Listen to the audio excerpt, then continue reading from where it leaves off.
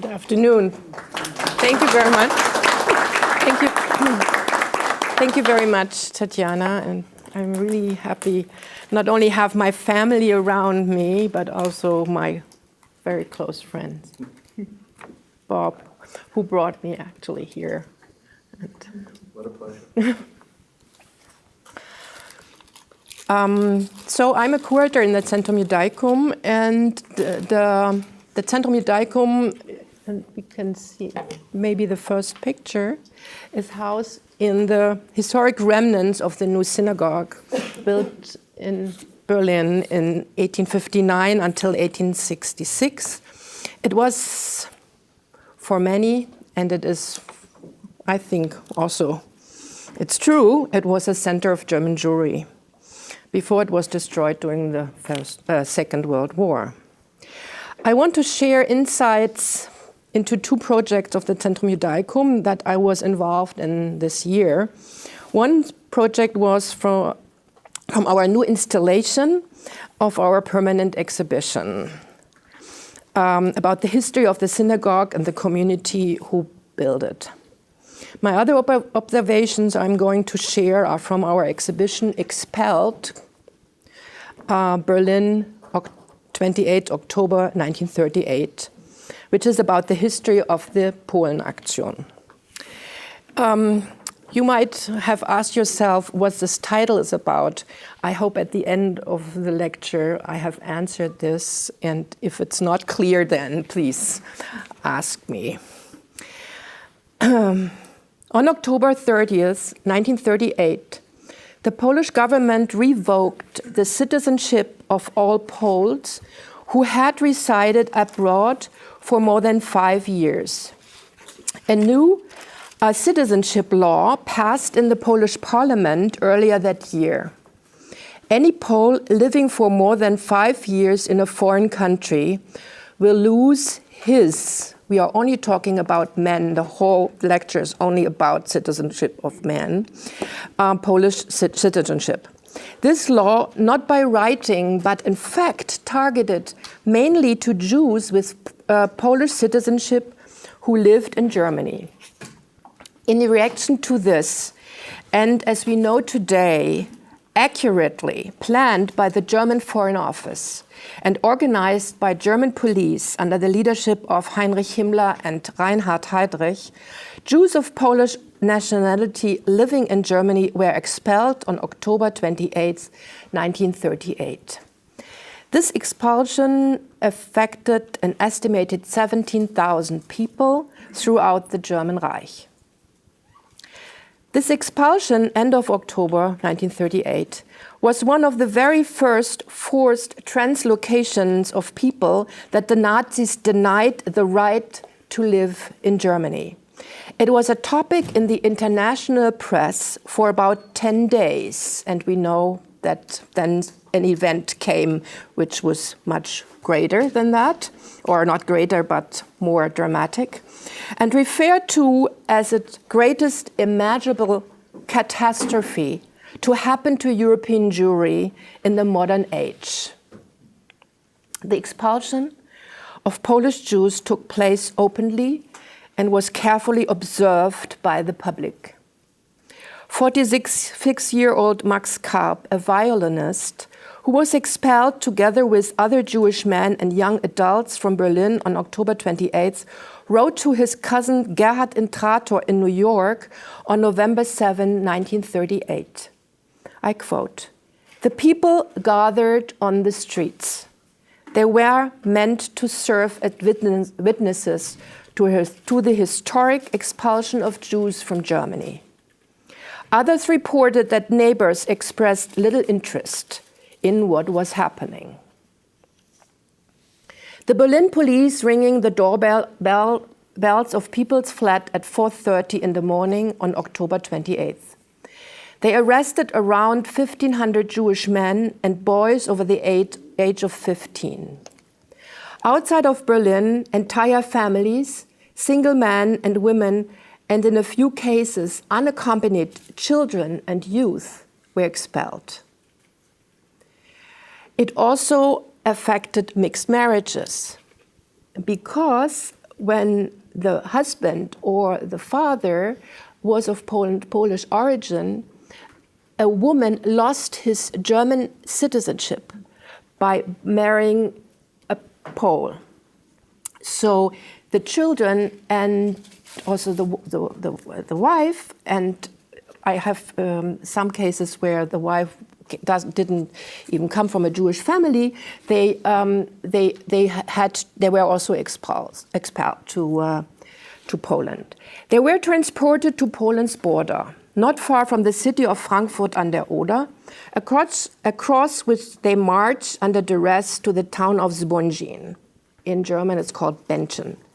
In this little town of around 4,000 inhabitants, more than 5,000 refugees from Germany arrived. They found no shelter, no sanitary facilities, no food. In the already mentioned letter of Max Karp, he writes, I quote, and now I want to have the first photograph. No, the second, then this one. This is a private photograph from our collections. We don't know who took it, but it shows the situation in Zbacyzn. I quote, where one looked, desperate, crying and praying people.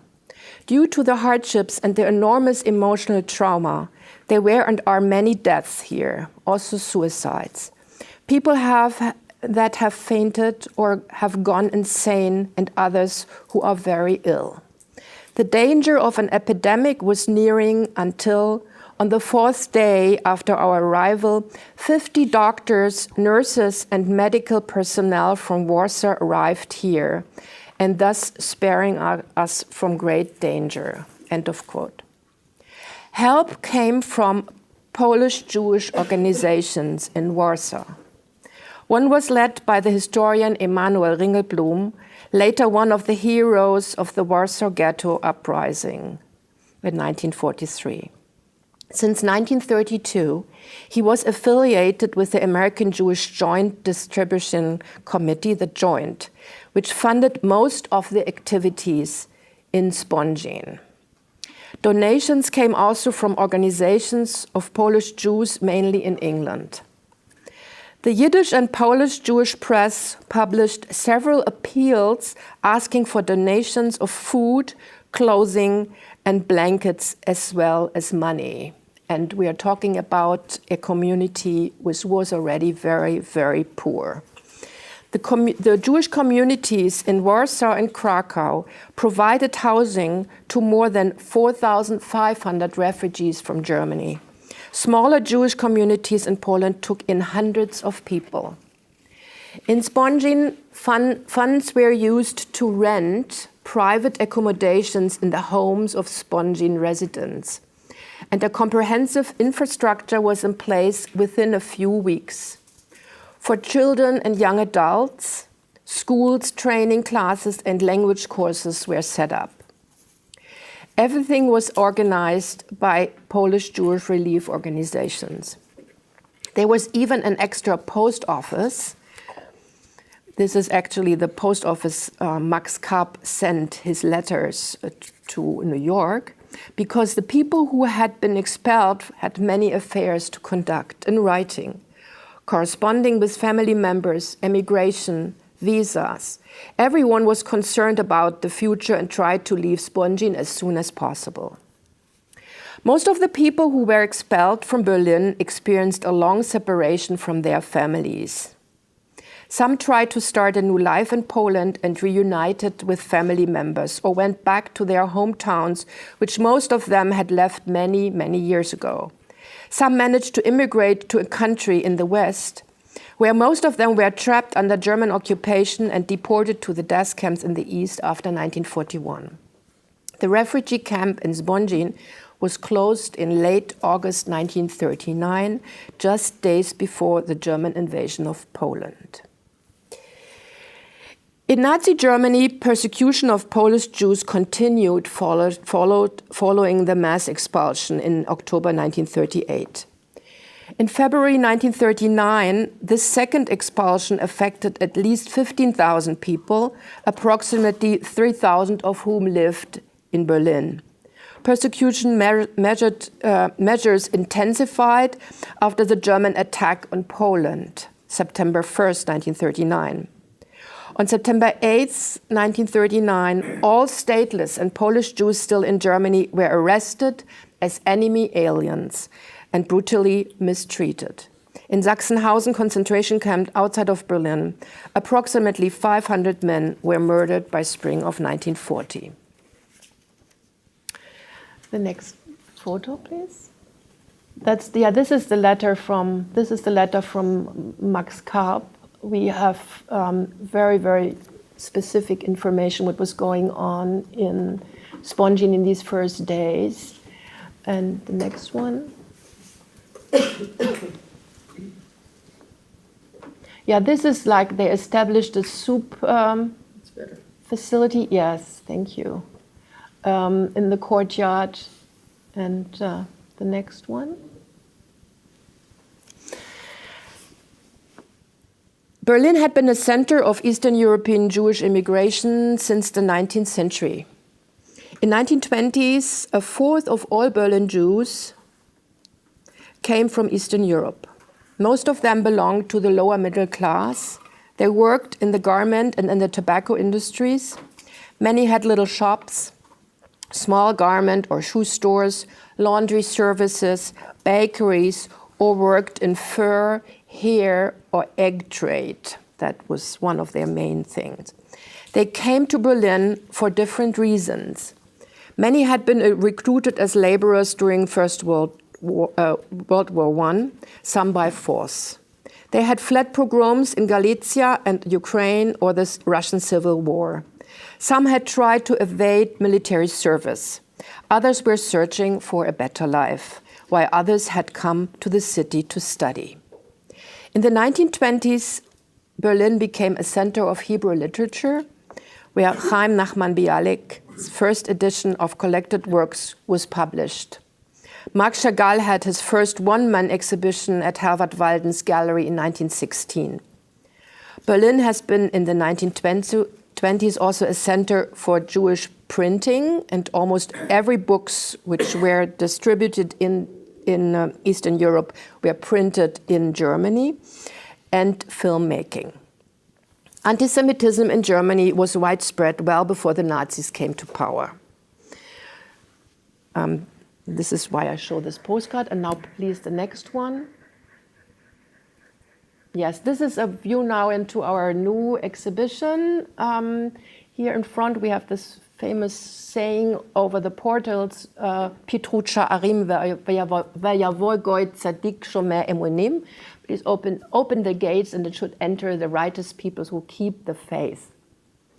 It's also, you see Moses Mendelssohn, our great hero of the 18th century, and here there's a postcard. And this is a very normal postcard, but it has anti-Semitic writing on it, which today, unfortunately, nobody really understands, and I think I have to do something changing it, but I just want to explain it to you. It riechst Knoblauch. Are you smelling garlic?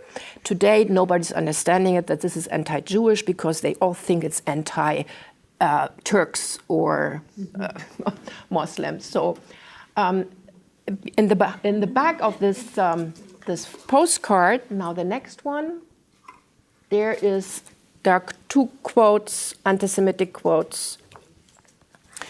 And one I will going into is from Paul de Lagarde. He was a professor at the University of Göttingen. And in the 19th century, anti-Semites like Professor Paul de Lagarde from the University of Göttingen targeted all Jews living in Germany as Fremdlinge. Fremdling is not a real German word. It's of course, it is. It's a very annotated. It's almost like it's not a person. It's almost like a thing. For him, it did not matter if Jews were rich or poor, liberal or orthodox. It didn't matter if they lived in the German lands for several centuries, if they were first-generation Berliners, or if they were first-generation Berliners. They were foreigners, and therefore, by birth, enemies to the German people. They were aliens, parasites who made their way into German society in order to destroy it from within. I quote, "The Jews clearly emphasized their foreign nature every day through the style of their synagogue. How can they claim the honor of being German if they built their holiest sites in the Moorish style, as a constant reminder that there are Semites, Asians, and a foreign people?"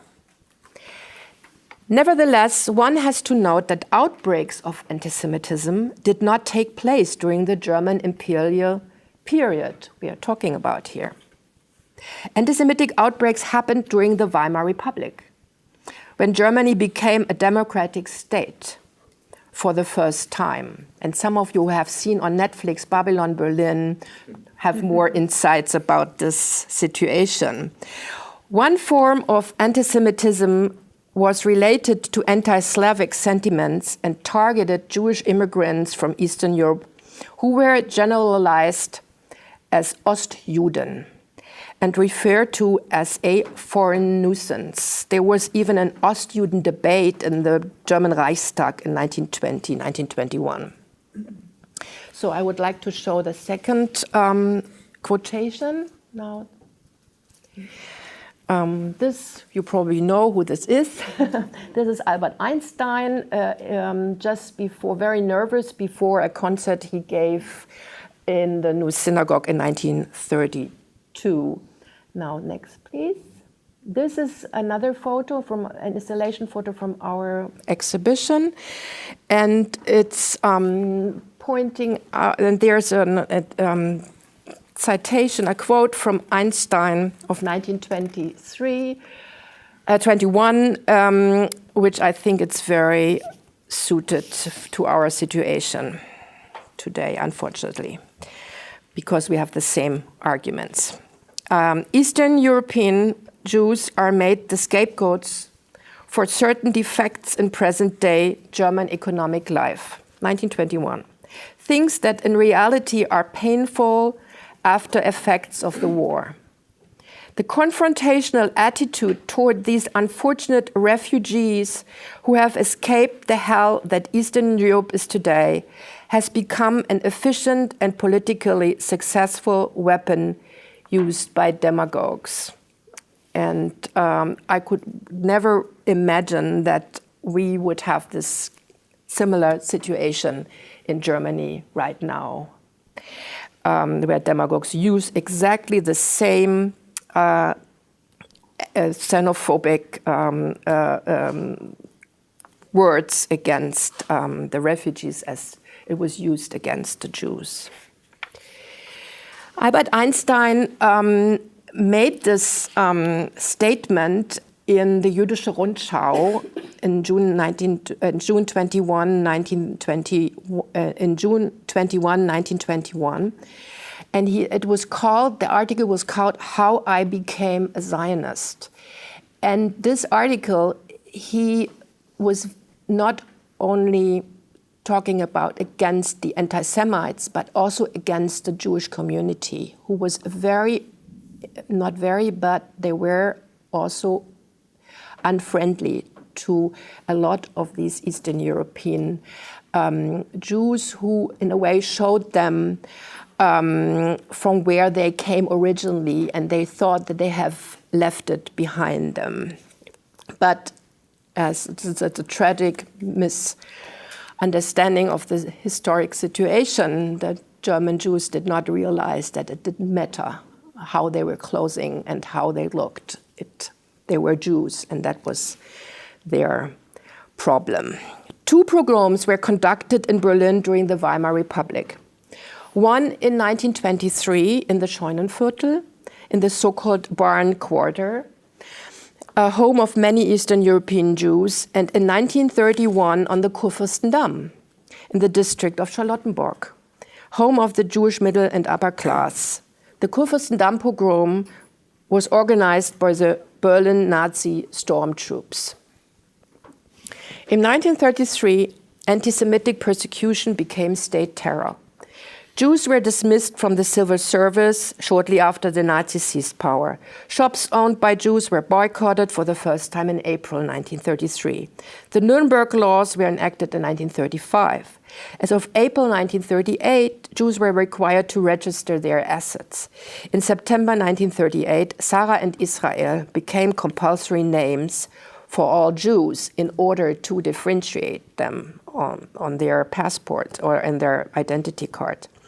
Beginning in May 1938, raids on streets and in coffee houses were conducted with higher frequency. Shops were smeared end of 1938. I would like to. This is a very, very rare photographs of these action in June 1938. People who are in photography might all look a little bit more careful to these pictures. And it was, for a long time, it was considered from the November pogrom. But it's not, because it's in the summer. People don't have coats. And it's from this called Schmier-Aktion in the summer of 1938. And end of October 1938, the Polish Jews were deported to Poland. In early November 1938, a postcard from Lodz, Poland, arrived in Paris. The Greenspan family from Hanover informed their son Herschel in Paris of their experience. I quote, "Dear Herschel, you have no doubt heard of our great misfortune. A policeman came to us and told us that we must go to the police headquarters with our passports, and told us that we must, and where our expulsion was ordered." Quote end. A few days later, 70-year-old Herschel Greenspan took a dramatic decision. I quote, "My heart is bleeding," Greenspan wrote to his uncle, "when I'm thinking about our tragedy."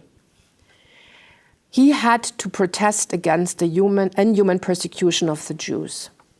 The next day, he assassinated Ernst vom Rath, a German diplomat in Paris.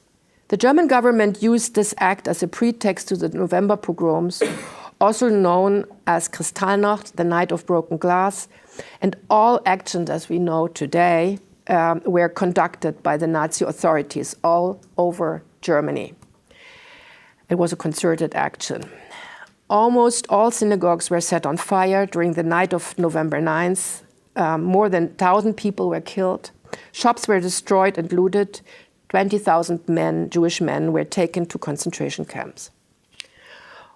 Roman Vishniac, Russian-born photographer with a Latvian passport, witnessed what happened on November 9th in Berlin, where he lived with his family since 1925 and working for the Joint. Shortly after he went to Zbacyzn, in his legendary book, A Vanished World, published in 1983, he writes, I quote, and now please the next one. This is Herschel Greenspan. Yes, I'm talking about this. "I felt the need to document the conditions of life in the Zbacyzn camp," he writes 1983. "Entry was easy. I simply joined a group of new arrivals. Leaving was much more complex, but I had to get the pictures out, and rapidly. After 2 failed attempts, I left the camp by jumping from the 2nd floor of the barracks at night. I prayed Shema Israel and the Bentschen, a prayer of gratitude of deliverance from danger. Vishniac sent the pictures to the League of Nations in Geneva." The next one. But then we go back to the picture. From Warsaw on November 17th, he wrote to his young daughter Mara in Riga, where the family fled from Berlin after the November pogroms. I quote, "I've just returned from a place where many Jews had it bad, among them even girls your age. Thank God, my dear, for the help he has granted us." End of quote. Can you go back? Yeah. In the detention camp of Zbacyzn, Vishniac photographed kitchen, laundry, Jews praying, and foremost children and young adults, like 11-year-old Nettie Stupp from Hanover. That's her. Over 40 years later, in 1983, New York Bronx resident Nettie Katz discovered this image, and thus herself as 11-year-old Nettie Stupp in Roman Vishniac's book, A Vanished World. Although her parents and two sisters were murdered by the Germans in Poland, Katz managed escape to the safe confines of Sweden via children's transport on May 10, 1939. In 1945, she immigrated alongside with her surviving brother to the US.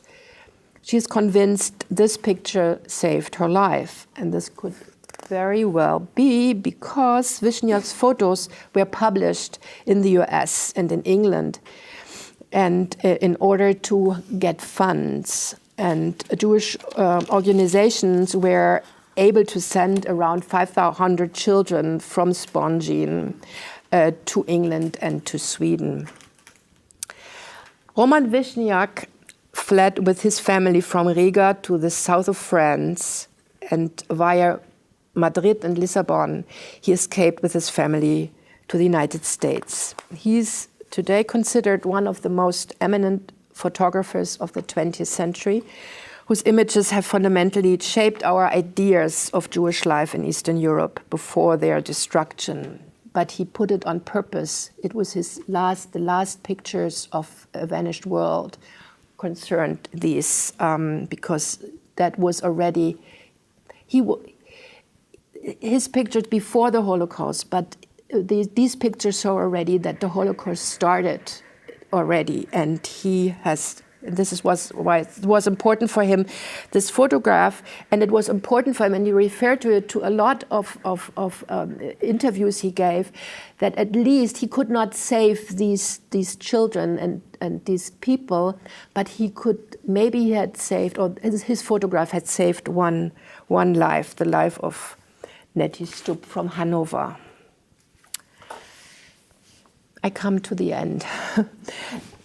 The expulsion of Polish Jews from Germany at the end of October 1938 marked a new phase of radicalized persecution by the Nazis. The National Socialist perpetrators gathered important lessons from the expulsion that could be applied to later deportations from Germany as well as from the countries under their rule in Europe. The involvement of the Reichsbahn in transportation, the deportees to the camps, or the reaction of the German people.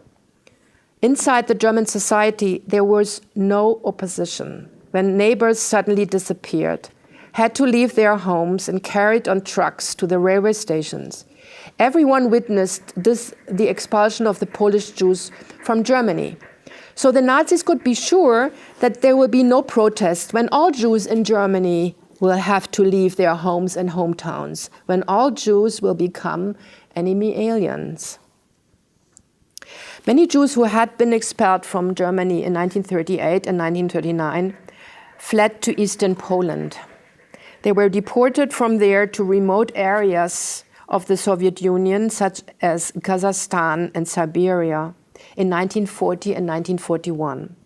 Tens of thousands had to live in camps and suffered great deprivations during the war, but 2/3 of them did survive the Holocaust. Among them were Zindel Greenspan, Herschel Greenspan's father, and his brother Markus. Both were witnesses about the Polenaktion and the Eichmann trial in Jerusalem, 1961. When and where Herschel died is not known.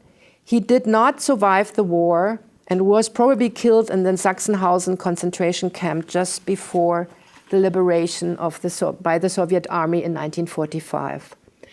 Max Karp, the violinist who wrote about the conditions in Zbacyzn in November 1938, was killed in Sachsenhausen on January 27, 1940. In July 1939, Max Karp got permission to leave Zbacyzn in order to settle his finances, of course to the advantage of the German government. He tried desperately to leave the country, but failed to raise the money he needed for a visa, and the voyage to Shanghai. China was one of the few countries still willing to accept German Jewish refugees after outbreak of the war in September 1939. And one of your Ministry of Treasury, Michael Blumenthal, he was in this group. He escaped to Shanghai. In December 2017, now next. Yeah. In December 2017, a stumbling stone, a Stolperstein, was placed in front of Max Karps' home in Wallner Theaterstraße 19, today Holzmarktstraße 70 in Berlin-Mitte. It says, here lived Mendel Max Karp, born 1892, Polenaktion 1938, Bentschen, Zbaczyn, murdered Sachsenhausen 27th of January 1940. In Berlin, 8 stumbling stones, Stolpersteine, refer to the expulsion of Polish Jews that took place in October 1938. So I come to an end, and I would like to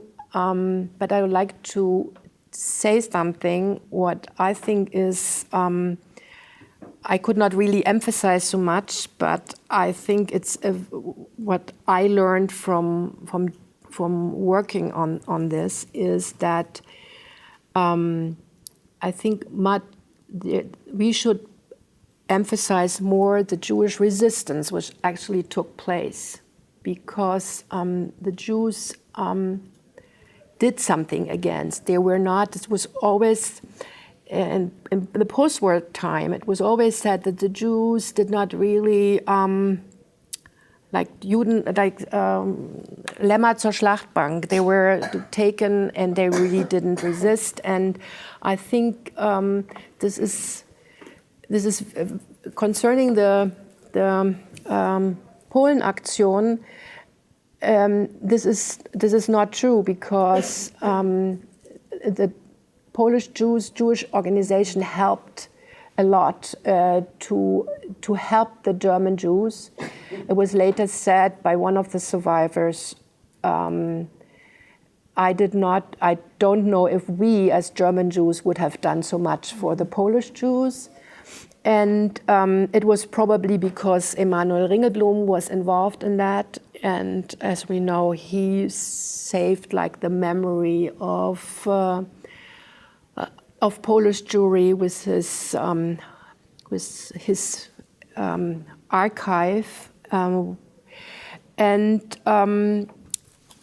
it's also in a way Herrscher Grünspan. Herrscher Grünspan, he protested. It was an act of protest against what was happening in Poland.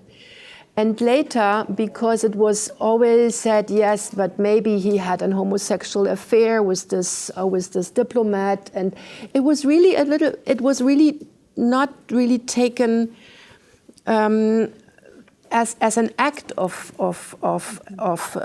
protest. And there was also another case in Berlin where Recha Freier, she was the head of the Youth Aliyah, she stole 200 certificates for Palestine from the Palästinaamt and gave it to the Polish Jews who were starving and really dying in the concentration camp in Sachsenhausen, and she was then